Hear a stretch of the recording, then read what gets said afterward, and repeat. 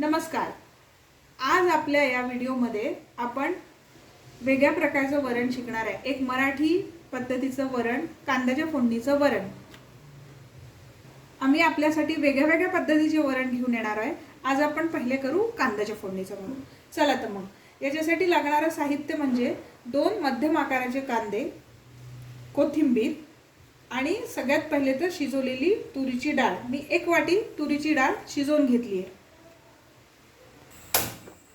आपण गॅस गरम करून गॅस चालू केला आहे आणि कढईत 2 टेबलस्पून तेल टाकलेलं आहे।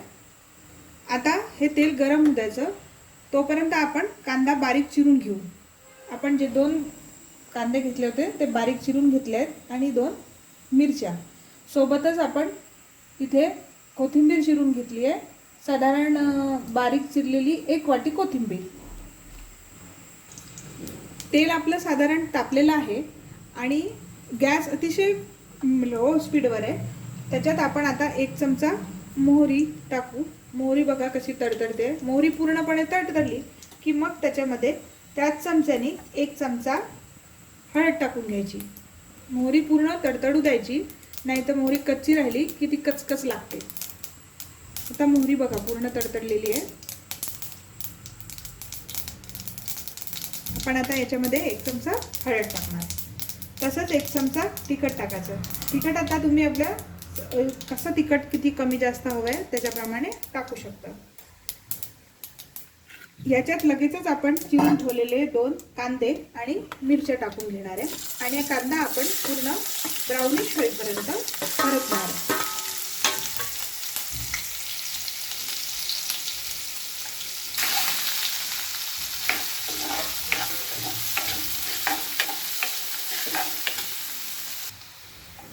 आता इथे 2 मिनिटं झालेले आहे।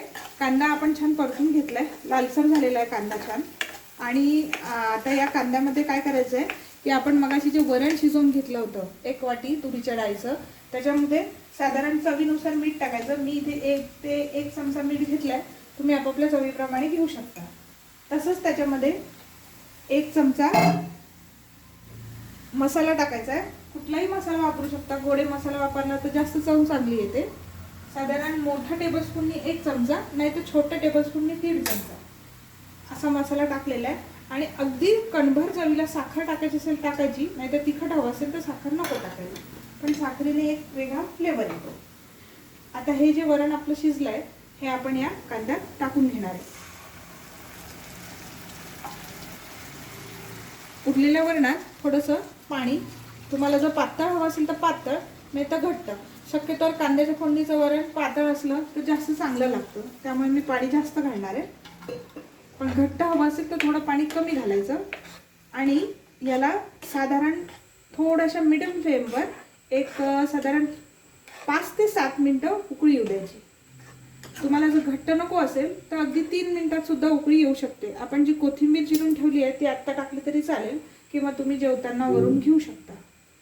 मस्त कोरिएंडर टाकलं की छान दिसतं, टेस्ट पण छान येते। आणि आता आपण इथे मी थोडंसं अजून पाणी टाकणार आहे, कारण माझ्या घरच्यांना पातळ छान आवडतं, आमटीसारखं लागतं। आता आपण याला लीड लावून एक साधारण 3 ते 4 मिनिटं शिजू देणार आहे।